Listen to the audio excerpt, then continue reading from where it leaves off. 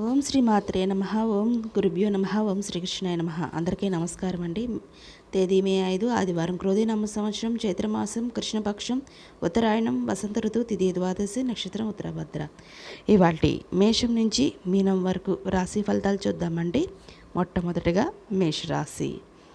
మేషరాశి వారికి ధన సంబంధిత వ్యవహారాల్లో అప్రమత్తంగా వ్యవహరించాలి. స్వల్ప అనారోగ్య సమస్యలు బాధిస్తాయి. చేపట్టిన పనులు మందకొడిగా సాగుతాయి. కుటుంబ వాతావరణం సమస్యాత్మకంగా ఉంటుంది. వ్యాపార వ్యవహారాలు, కుటుంబ సభ్యుల సలహాలు తీసుకోవడం మంచిది. వృత్తి ఉద్యోగాలు మిశ్రమంగా సాగుతాయి. తదుపరి వృషభ రాశి. వృషభ రాశి వారికి ఆర్థికంగా మరింత పురోగతి సాధిస్తారు. దీర్ఘకాలిక రుణాలు తీర్చి ఊరట చెందుతారు. సమాజంలో పెద్దలతో నూతన పరిచయాలు కలుగుతాయి. అన్ని రంగాల వారికి అనుకూల వాతావరణం ఉంటుంది.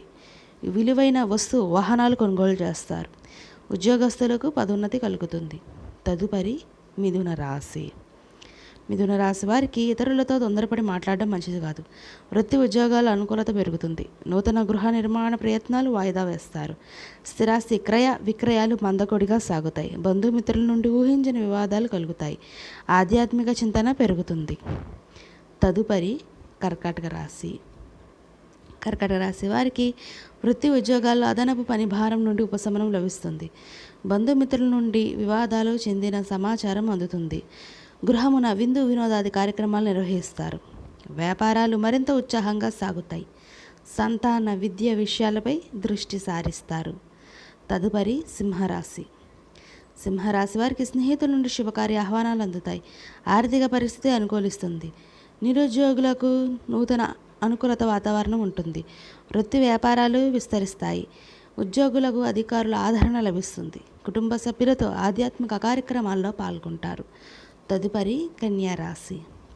కన్యారాశి వారికి సామాజిక సేవా కార్యక్రమాల్లో విశేషంగా పాల్గొంటారు. నూతన వ్యాపార ప్రారంభానికి శ్రీకారం చుడతారు. అవసరానికి ధనం అందుతుంది. దీర్ఘకాలిక రుణ తీర్చగలుగుతారు. వృత్తి ఉద్యోగాల్లో స్వల్ప స్థానచలన చోటు చేసుకుంటాయి.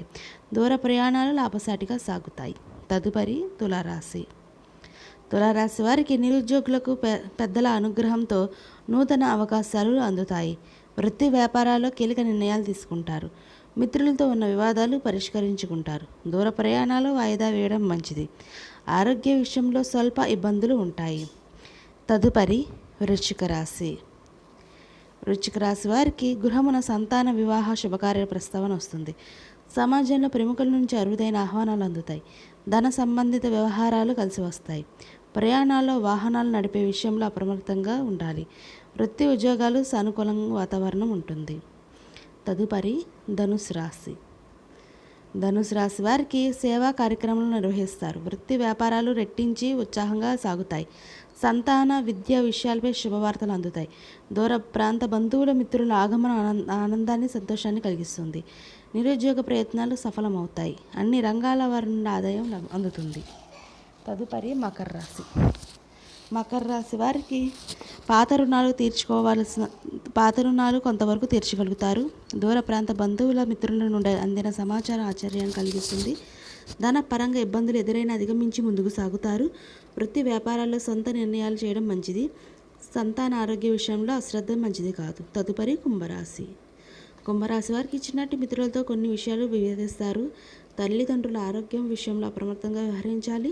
చేపట్టిన పనులు జాప్యం జరిగిన నిదానంగా పూర్తి చేస్తారు. నూతన గృహ వాహన కొనుగోలు ప్రయత్నాలు వాయిదా పడతాయి. ఉద్యోగ వ్యాపారాలు మందకొడిగా సాగుతాయి. తదుపరి మీనరాశి. మీనరాశి వారికి ఆప్త నుండి విందు వినోదాది కార్యక్రమాల్లో పాల్గొంటారు. గతంలో జరిగిన కొన్ని సంఘటనలు గుర్తు చేసుకుని బాధపడతారు. ఇంటా బయట అనుకూల వాతావరణం పెరుగుతుంది. గృహమున శుభకార్యాల్లో ధనం వ్యయం చేస్తారు. వ్యాపారాల్లో ఆర్థికంగా లాభాలు అందుకుంటారు. సోదరులతో స్థిరాస్తి ఒప్పందాలు చోటు చేసుకుంటాయి. ఇదండి ఇవాళ మేషం నుంచి మీనం వరకు రాశి ఫలితాలు. ఈ వీడియో మీకు నచ్చితే షేర్ చేయండి, లైక్ చేయండి. మరిన్ని వీడియోస్ కోసం మన ఛానల్ సబ్స్క్రైబ్ చేసుకొని పక్కన బెల్ ఐకాన్ ఉంటుంది. దాన్ని ట్యాప్ చేసి ఆల్ బటన్ క్లిక్ చేస్తే నేను చేసే ప్రతి వీడియో మీకు నోటిఫికేషన్గా వస్తుంది. ఇంకొక మంచి వీడియోతో మళ్ళీ మేము ముందుకు వస్తాం. సర్వేజన సుఖినో భవంతు.